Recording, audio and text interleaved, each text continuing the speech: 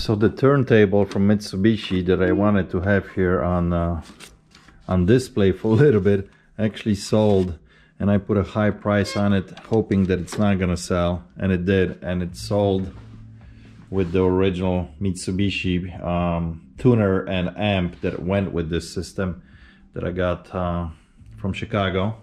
But I finally got around of putting up your guys's postcards. Look at that. Then I also got a bunch of letters there, probably about 15-20 letters that I pinned up there. And of course the big crazy postcard is sitting right here, but I think it looks pretty cool. I love looking at postcards and reading the messages that you guys write on them. So if you want to keep sending them because it's so cool. Love it. All right, as soon as Honey gets off this jacket, come on, girl. Come on, girl, get off. I want to show this jacket. So I got this Harley Davidson jacket that I got from Kenny. Nothing really special about the jacket itself. Come on, girl. Come on. No patches on the back. It's a nice, good condition, heavy duty. There's some patches on the side. Road Captain, Southeastern Wisconsin, Racine. But what's special about it is this right here. Kenny G and his wife Nancy signed this jacket. Kenny G has been with Harley Davidson forever, designer for Davidson. So I don't know how much value this adds to the jacket itself. I never had one. To be honest with you, I heard that name before, Kenny G. I really never knew what he was, that he was part of the design team for years for Harley Davidson, or maybe still is, I'm not 100% sure.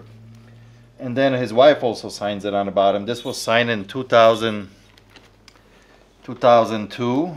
I believe he's in his 80s now. So super interesting what I will get for this jacket. I think I'm gonna price it, I don't know, 300 bucks, maybe 4. You guys tell me down below in the comments, am I out of line? I don't know how much his signature is really worth. I found only one that sold that was signed by him, but it's a denim Harley Davidson jacket, and it was signed right here on the back, right below the collar. And this denim jacket sold for like 160 bucks. So I don't know how much more value this adds to this leather jacket itself. This is a good size, large, and the season is about to start, so yeah, it's a nice clean jacket. We'll see what happens. Just bought a lot of stuff from 2 different people. These hog patches with the pins, matching pins. So like this is 2017, it will go with the 2017 pin. Not big money here. You know, they sell anywhere between like $5 to $10.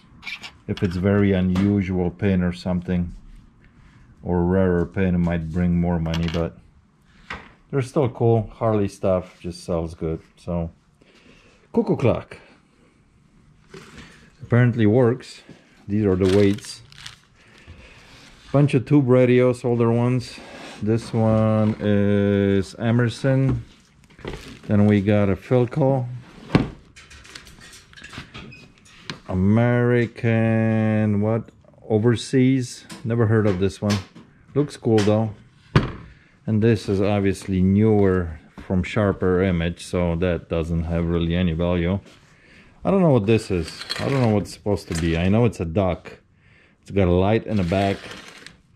But what, do you put water in here? Or Ryan said you put candy. Why would you put candy, Ryan? I don't know. It is unusual. It's got a date. It's made in California by the company called Lane and Company, 1956. So definitely vintage piece.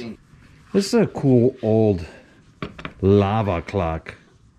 Both of these light up, and there's like a sparkling silver that eventually starts floating in there. So that's pretty cool. Honey is checking everything out, of course.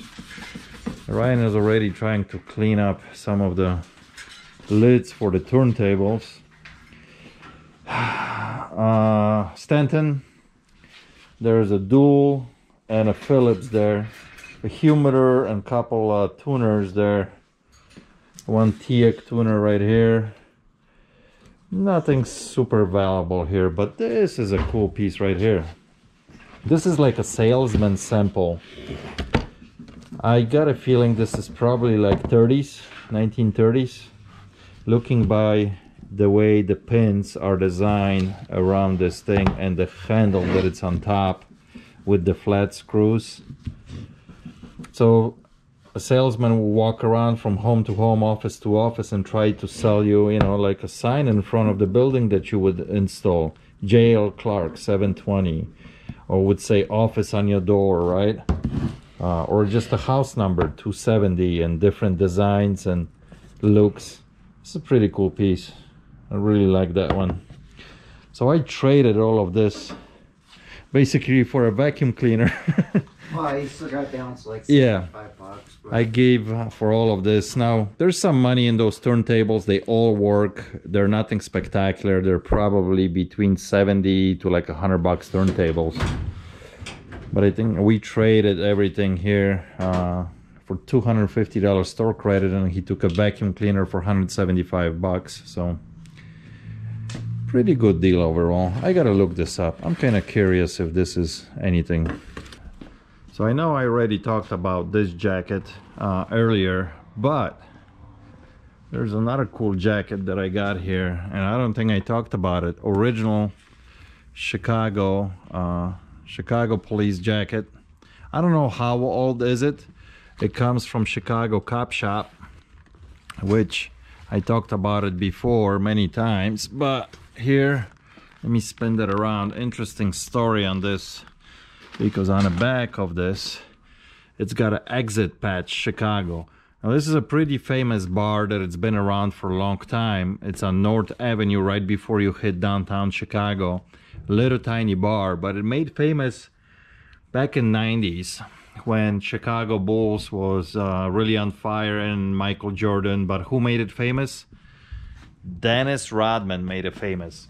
You know, Dennis Rodman was so goofy dressing up and all these different wedding dresses and stuff, and he would go into this exit bar and hang out there after the games, and lots and lots of people would want to go there just because of that. So this is a cool history piece. I know they don't make patches like these anymore, so this is very unusual to have a Chicago police jacket with that patch on the back. Now obviously they had to cut off the bottom because you're not supposed to wear a jacket when it says police on it, you know, so somebody cut that bottom piece of that patch, but still original, still has the Chicago City Police buttons on it. And of course this is when you would have your star, your badge hanging, and your name tag right here. Very cool. This one I'm actually asking quite a bit, $325. Bikers love these kind of jackets, so I'm hoping soon as weather breaks and people are gonna start riding, they should sell relatively quickly.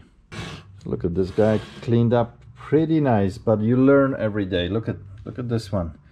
Although this is a Flamingo by Lane and Company, Van Nuys, same year, 1956. This one they were asking $650, took a best offer.